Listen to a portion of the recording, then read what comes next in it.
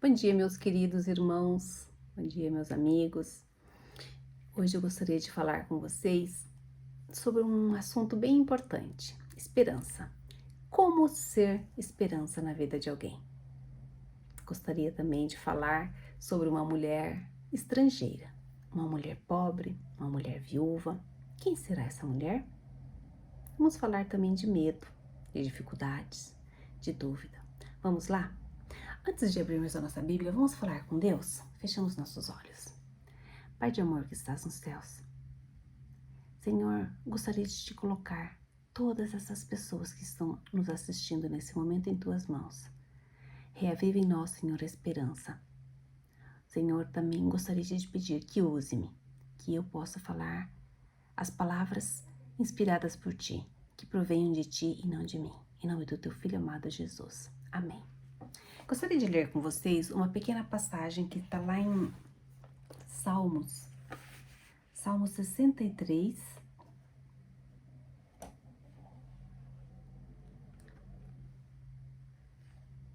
Aliás, 62, verso 5. Somente em Deus, ó minha alma, espera silenciosa, porque dele vem a minha esperança. Mas quando alguém tenta nos motivar, diante de um momento de dor, geralmente essa pessoa nos diz assim: tem esperança. Quando a gente desabafa com alguém sobre algo que nos frustrou, geralmente nós dizemos: minhas esperanças foram frustradas neste relacionamento. Eu esperava uma coisa e era outra coisa bem diferente. Quando nós estamos diante da perda, da morte, minha amiga, a gente sempre diz: minha esperança está em Deus. É a única esperança que eu tenho neste momento, diante dessa situação. Quantas vezes você já disse isso? E no meio popular, tantas vezes a gente fala assim: minha amiga, meu amigo, a esperança é a última que morre. Falando nesse ditado popular, me fez lembrar de uma mulher da Bíblia. Uma história que aconteceu muitos séculos atrás. E realmente esse ditado, este dizer que a esperança é a última que morre, se realizou, se concretizou em sua vida. E é uma história que, por mais que se passaram tantos séculos atrás, ela continua sendo muito atual nos dias de hoje, em nossa vida. E nos inspira muito. Quem que é essa mulher? O nome dela é Ruth. Creio que muitos aqui já leram a história de Ruth. Ela foi uma mulher que esperançou. Olha só que lindo isso. Não é que teve esperança, também teve, mas ela esperançou. Ela esperançou diante da morte, ela esperançou diante do desconhecido e ela cantou, olha só, em meio à dor. Deixo a tristeza e trago esperança em seu lugar. É importante lembrar que a palavra esperança vem do verbo esperançar e não do verbo esperar. Isso faz muita diferença. Por quê? Esperar é passivo. Eu sento e espero acontecer. Esperançar é ativo. Você, eu, nós nos tornamos atores. Nós fazemos acontecer. Então, esperançar é muito mais do que esperar. Ruth, assim como muitos de nós nesse ano de 2020, 2021, perdeu família, perdeu seus sonhos. Muitos de nós nos vimos ou se viram em uma situação muito delicada. Mas vamos voltar para Ruth, vamos pensar um pouquinho nela, vamos analisar um pouquinho a história dela. Ruth, ela estava casada, mas ela ainda não tinha filhos. Ela morava na cidade onde nasceu, que era Moabe. Ela encontrou o seu marido lá. Ele, o irmão e a mãe dele tinham saído de Judá, cidade de Belém, porque a fome tinha assolado a cidade e eles se deslocaram em busca de melhores condições de vida. Ruth tinha um ótimo convívio com a família do marido, Porque, olha, ela tinha decidido viajar e viver com a sogra em uma terra desconhecida para ela. Como a gente vai ver que isso aconteceu mais adiante, né? Mesmo só amando esta sogra, né, gente? Que é difícil isso, não? Bom, pois bem, após alguns anos de casada, Ruth perdeu o marido. Mas ela não perdeu só o marido, ela perdeu o cunhado e perdeu o sogro. A Bíblia não relata do que eles morreram, mas o certo é que as 3 mulheres, Ruth, Orfa e Noemi, ficaram desamparadas. As 3 viúvas, as 3 sem filhos, sem dinheiro e sem nenhum parente por perto. Se hoje a gente já vive diante de um sistema patriarcal, imagine naquele tempo o que era não ter um marido e não ter um filho, sequer uma herança, a não ser um terreno em uma terra muito distante. Noemi, a sogra das duas, se sente tão desamparada diante dessas perdas que diz para suas noras: o Eterno foi severo comigo. Eu vou voltar para minha terra, mas vocês devem ficar e continuar a vida de vocês. Vocês têm que se casar, ter filhos, formar a família de vocês. Como a gente bem sabe, e já ouviu em várias pregações sobre essa parte do livro de Ruth, Ruth não abandonou a sogra. Ruth olha a condição daquela mulher, de Noemi, que era sua amiga. E sabe o que Ruth fez? Ruth se fez de esperança para Noemi. Ela diz: não me peças para te abandonar. Eu irei com você, e o teu Deus será o meu Deus. Isso é muito forte. Vamos pensar que os moabitas, eles eram politeístas, né? Eles tinham outros deuses que eles adoravam. E Ruth, ela abandonou tudo. E ela amava tanto aquela sogra como realmente uma mãe, porque Noemi era uma boa sogra. Ela realmente tratava as suas noras como filhas. Que ela disse assim: não me peças para te abandonar. Onde você for, eu irei. Onde você dormir, eu dormirei. O teu Deus será o meu Deus. Ela se abnegou, ela se despojou de tudo e ela esperançou.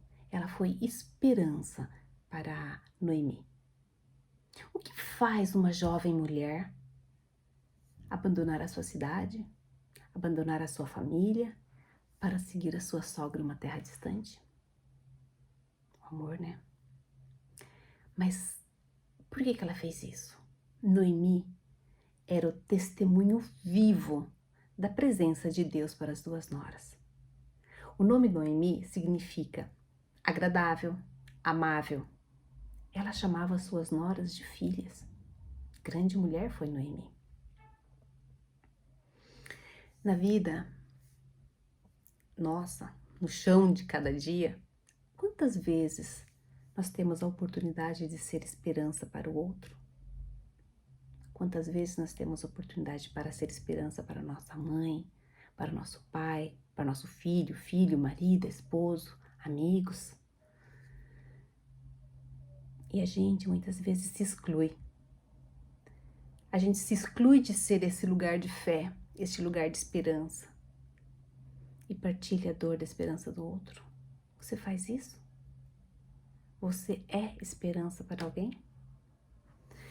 Por vezes nós estamos tão focados nas nossas necessidades, no nosso pão, que a gente esquece que o pão é nosso e que a vida é partilha. Sabem, quando eu leio o livro de Ruth, eu percebo que a Bíblia, antes de ser livro, foi vida. Vida que sobe, vida que é esperança. A história de Ruth, ela fala diretamente a vida de cada um de nós. O testemunho de Ruth questiona o nosso testemunho como cristãos e como cristãs. A minha pergunta para vocês hoje, para mim: você tem sido lugar de esperança para alguém?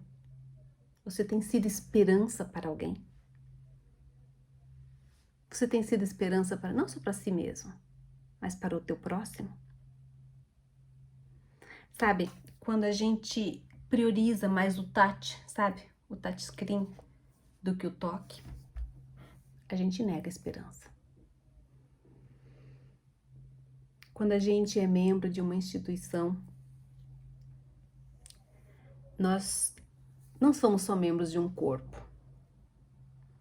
A gente não pode negar, a gente não pode tentar negar o lugar da esperança.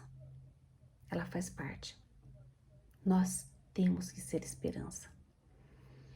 Quando a gente prioriza o nosso próprio bem-estar pelo bem comum, a gente está negando a esperança. Olha que forte isso. Quando a gente prioriza o próprio bem-estar no lugar do bem comum, a gente nega a esperança.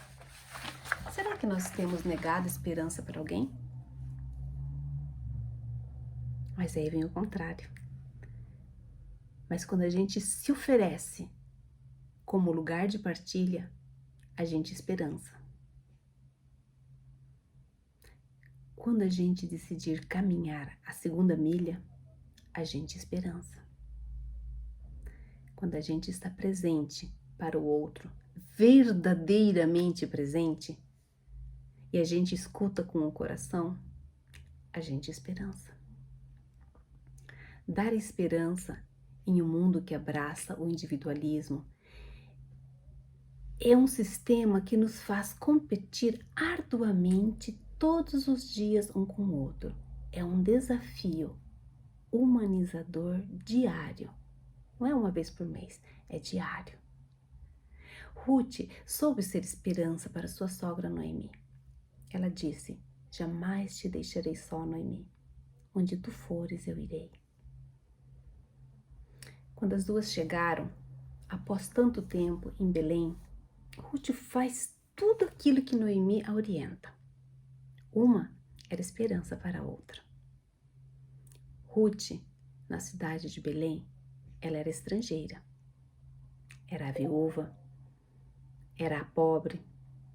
Ela deixou Moabe, sua terra, deixou sua família, deixou suas expectativas de vida para viver na marginalidade.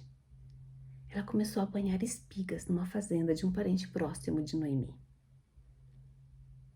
Sabe, a terra a qual Ruth foi colher as espigas era de Boaz. O nome Boaz significa força, e de fato ele era um homem forte.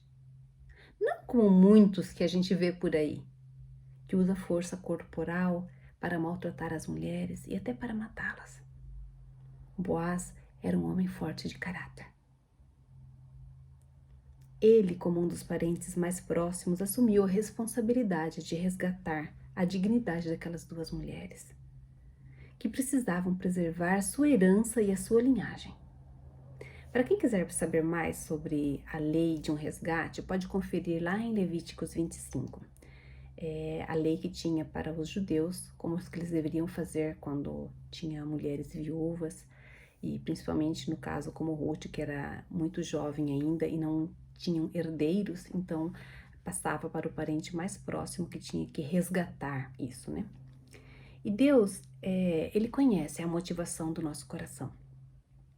E quando nós plantamos esperança, olha que lindo, quando nós plantamos esperança, nós colhemos esperança. Ruth, assim como você, assim como eu, nós precisamos fazer escolhas na nossa vida, principalmente em tempos difíceis. Ruth esperançou, sendo autora de sua própria história.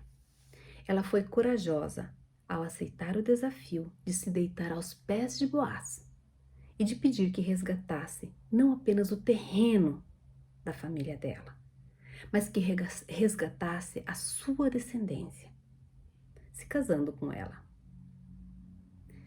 Ao decidir ir até Boaz, ela lutou contra a sua dignidade. Ela lutou pela dignidade de Noemi, sua sogra. Essa história de Ruth, narrada nas Escrituras, nos mostra a importância de buscar um texto sagrado de exemplos de esperança que nos inspiram.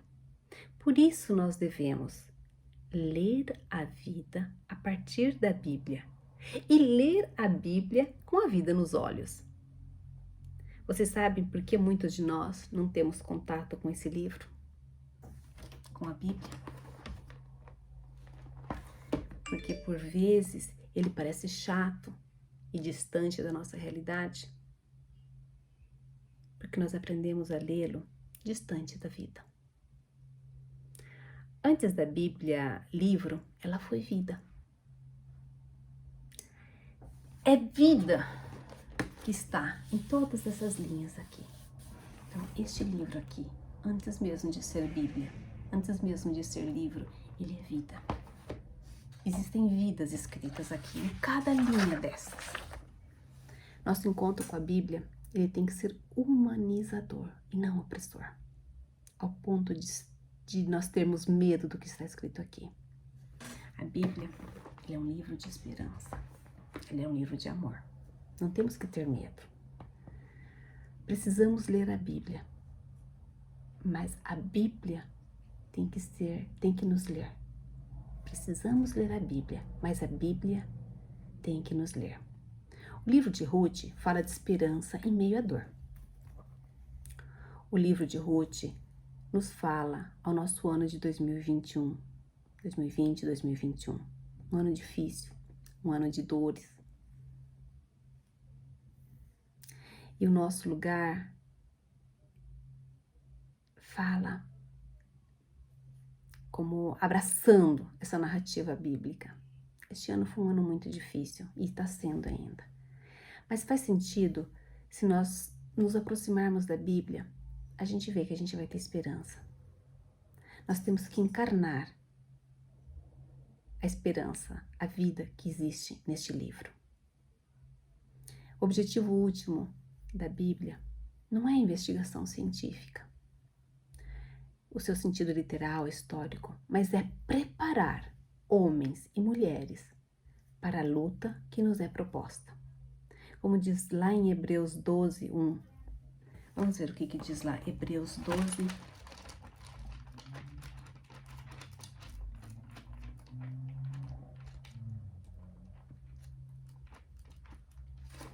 1. Portanto, também nós, visto que temos a rodear-nos tão grande a nuvem de testemunha, desembaraçando-nos de todo o peso e do pecado que tenazmente nos assedia, corramos com perseverança a carreira que nos está proposta. Nós estamos correndo essa carreira, nós estamos preparando-nos, estamos tendo esperança, estamos sendo esperança na vida de alguém? Sabe, a melhor interpretação da Bíblia é aquela que nos faz procurar dentro do texto um sentido para a vida, recebendo a iluminação necessária para a nossa realidade familiar, cultural, social, econômica, religiosa, política, fazendo da vida da gente vida de gente. Ler o livro de Ruth deve ser uma atitude sagrada diante da vida. E ela se tornará sagrada nossa vida quando nós encarnarmos a esperança em nossos dias, porque o sagrado sempre se encarna. Jesus efetivizou essa verdade. A esperança de uma mulher estrangeira deu luz à linhagem de Jesus. O filho de Ruth, Boaz, se chamou Obed. E sabe quem foi Obed? Foi o avô de Davi. Que tamanho privilégio dessa mulher estrangeira, pobre e viúva. Talvez hoje você esteja se perguntando sobre os últimos acontecimentos em sua vida. E se vale mesmo a pena continuar tendo esperança. A história de Ruth nos ensina que sim, que devemos não ter apenas esperança, mas ser esperança nesse caminhar tão desafiador que é a vida.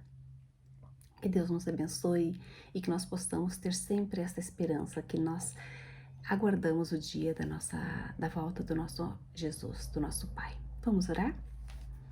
Pai de amor que estás nos céus, entregamos a Ti, Senhor, nossa vida. Enche nosso coração de esperança, que nós realmente possamos também ser esperança na vida das pessoas e que possamos colocar em prática isso. Nós esperamos o Teu regresso, Senhor. Volta logo. Vem logo, Senhor. Ora vem, Senhor Jesus. Abençoe a cada um. Em nome de Jesus. Amém.